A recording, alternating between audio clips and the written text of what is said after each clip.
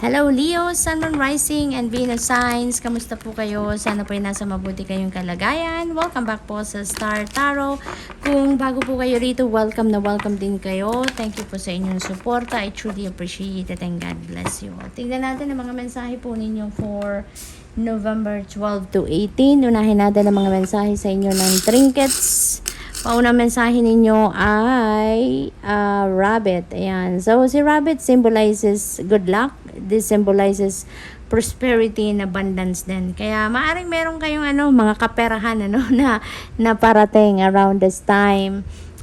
Leo, no? Maaring financial blessings yan, no? Na parating sa inyo. Maari din naman na meron na ditong return of investment, kumbaga na kung ano man ang inyong pinagsikapan, pinaghirapan, no? Maaring meron bumalik na tangible, result, kumbaga, no? So, what else? We have the bicycle. Ayan. So, this is a reminder for some of you, Leo, na you need to do some kind of physical activity around this time. Siguro, matagal-tagal na kayong hindi nakakapag-exercise. Maaring nakakalimot na kayo mag-self-care lately, no? Kaya ito may reminder sa inyo na mag-exercise ka, alagaan mo ang iyong sarili, focus on taking care of your health, no? Yung ganon. This also symbolizes hard work, no, Leo?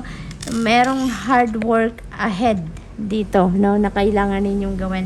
Maaring meron kayo ditong bagong trabaho, no, or maaring merong bagong task na binigay sa inyo, no, ang employer ninyo, ng boss ninyo, maaring ganon. And you may need to adjust, no, dito sa mga gagawin ninyo. Kaya paano magdodobling sipag, no, magdodoble ka ng aral, maaring ganon. Kasi maybe totally new ito para sa iyo.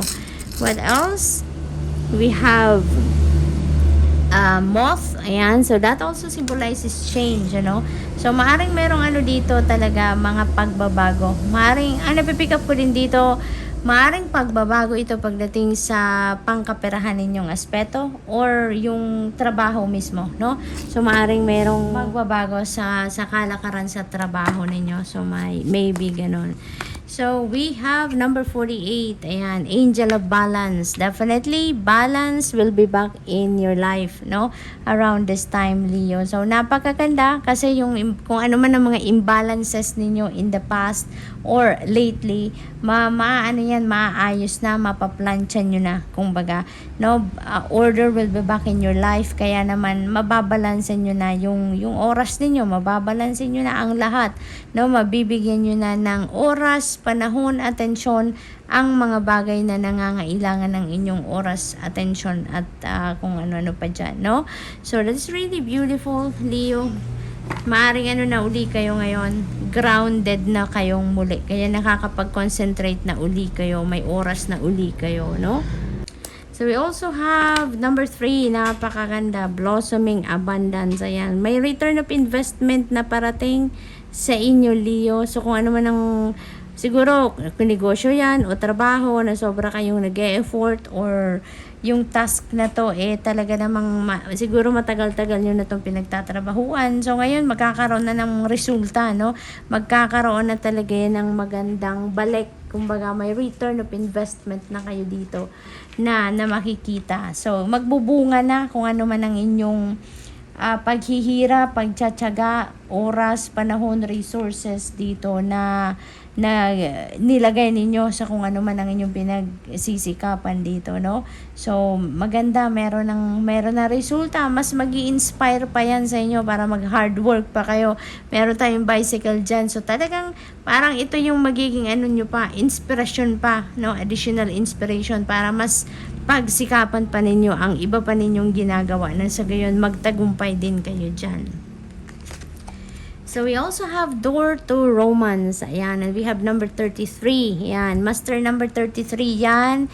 Leo, synchronicity. Look at this. We have 33. Tapos, meron 3 din tayo sa blossoming abundance. So, this is angel number 333. No? At saka, we have master number 33. So, I suggest po, no, Leo, na kung meron kayong oras, please, look, no, sa meaning nito, i-google po ninyong ibig sabihin ng master number 33 at angel number 333 for more guidance. Okay? So, dito sa door to romance, meron ditong magsisimulang love connection, no, between you and another person. Maaring ano to, siguro ang iba sa inyo na single pa, no, maaring meron talagang nanliligaw sa inyo, meron nagpapahayag talaga ng kanilang romantic interest sa inyo. So maaring pumasok na kayo dito sa love and romantic relationship sa ngayon. There is a new beginning energy dito pagdating sa romance, no, sa romantic side ng buhay ninyo, no. This is not going to resonate with everyone, Leo, so just take as it resonates, no. Maari din naman na, let's say for example, meron kayong established relationship na, no? So, maari din naman dito na magsisimula kayo na maging mas closer kayo siguro, mas passionate kayo, siguro mas loving kayo sa isa't isa. So, maaring ganon, yung parang may level up din na ngayon ang sitwasyon ninyo sa inyong relationship. So, maaring ganon din ang ganap dyan for some of you, no? So, tignan natin kung ano pa. We have air spirit, knowledge, and so we have number 1, no? Number 1 is an ace, number 1 is a new beginning energy. So, maaaring ang iba sa inyo dito, siguro may bagong course na kukunin, or maaaring you are expanding your knowledge, your studies dito, no? Maaaring ganon. Maaari din na you are curious about something, no? Maaaring gusto ninyong mag-research, or maaaring nagre-research na talaga kayo, maaaring mag-aaral muli, no? Maaring you're going back to school dito. Ang iba sa inyo, Leo, no? Maaring ganun ang plans ninyo, or maaring ginagawa nyo na talaga. Maaring ganun. Basta ang focus ninyo ngayon is education, no? Yung learning. Gusto ninyong matuto pa ng mas marami, or maaring merong gusto kayong bagong field na gusto ninyong aralin, no? Maaring ganun ang sitwasyon dyan. We have the unicorn, purity. Alam mo, Leo, ang napipick up ko dito, you have the purest intention, no? Yung ganon. Kaya kayo binibiyayaan, tignan mo.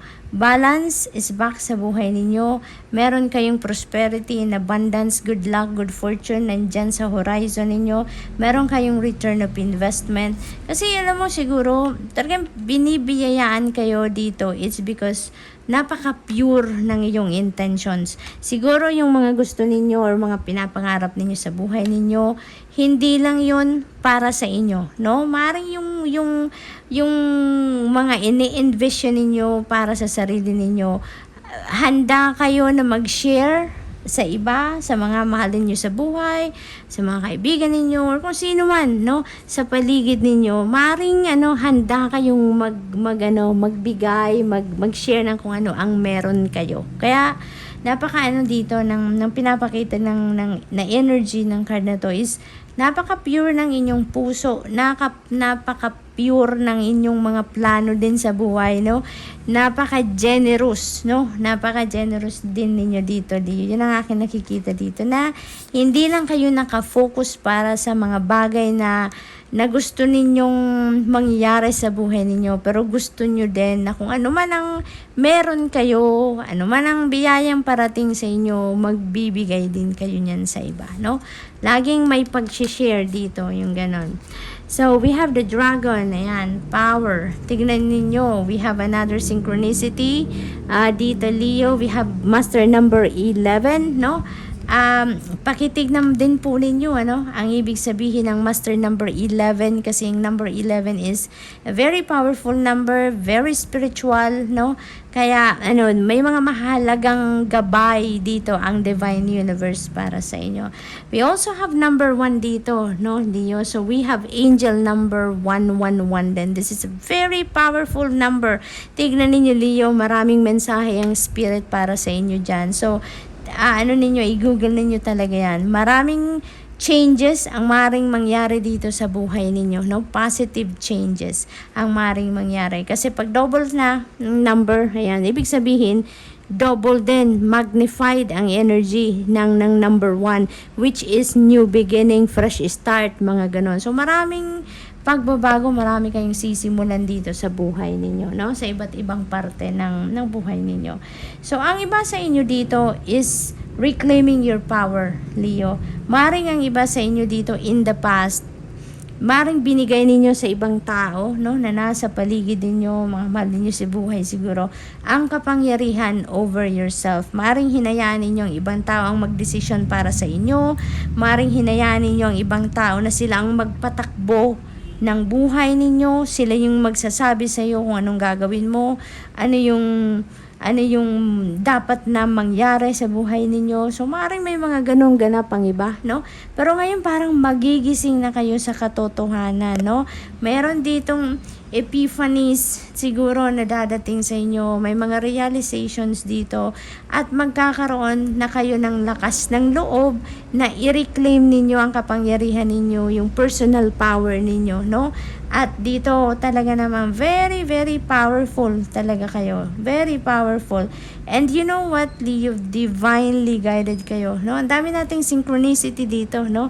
Pag nag-a-appear ang synchronicity sa reading ninyo, ibig sabihin na meron talaga ditong divine guidance, no? May divine guidance. Aside from the messages ng mga cards na i-relay natin, no, sa inyo, meron pang extra na gabay na ibinibigay sa inyo dito through the synchronicities na napakahalagang tignan po ninyo. Okay?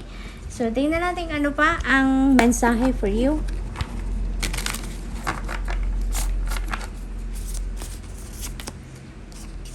We have Queen of Swords. Ayan. So, meron ditong strength, no? Strength na inner strength. Yan.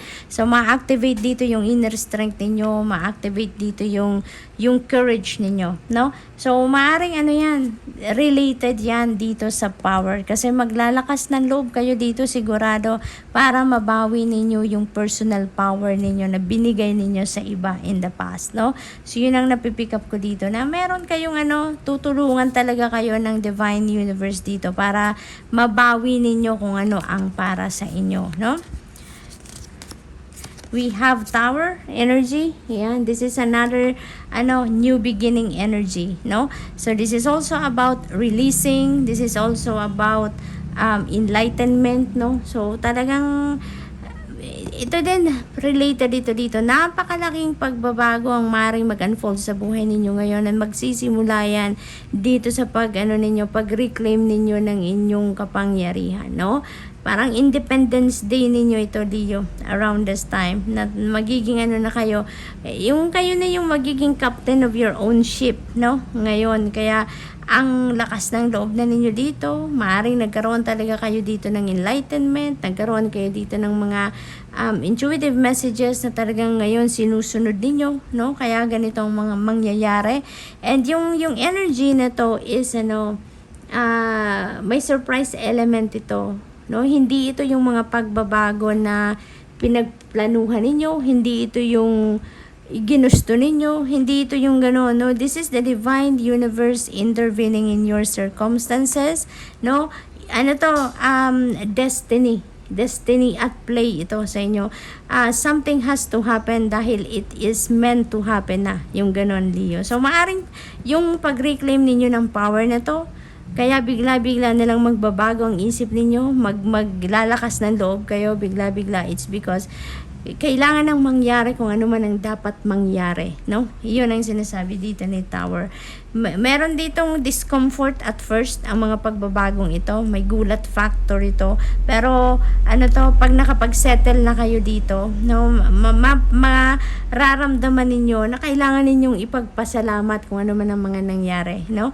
Magpapasalamat kayo na nangyari kung ano man ang nangyari dito, even if there is discomfort at first, no? Kasi dadalhin kayo kung ano man ang ganap dito sa energy na to, kung ano man ang pangyayaring ito sa buhay ninyo, no, na bigla-biglang mangyayari, bigla-biglang magbabago. Dadalhin kayo nito sa path na kung saan you will be in alignment with your destiny.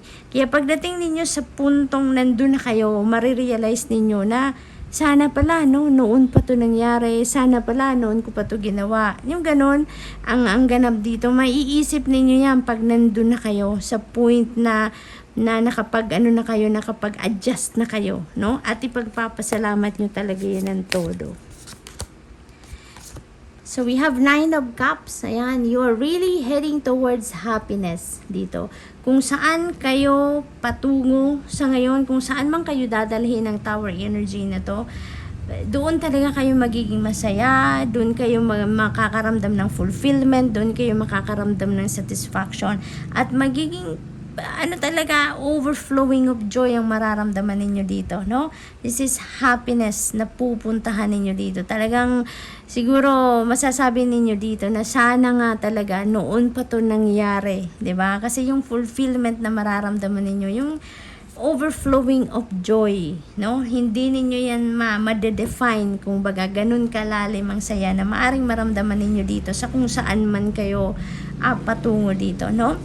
And this is also wish fulfillment energy, no? So maaring kung meron kayong mga kung anong top of the list ninyo na mga wish ninyo, maaring yan ay mag-manifest na sa buhay ninyo sa ngayon. So maaring yun, kung anong papupuntahan ninyo ngayon, maaring yun, no? Ang wish fulfillment ninyo. Maaari din ganon, maaari din naman na hindi, no? It could be a different scenario dito for some of you. So Leo, that's all I have for you for the week. I hope nakatulong ang mga mensaheng ito in some way. Thank you for watching. Love and light. Namaste.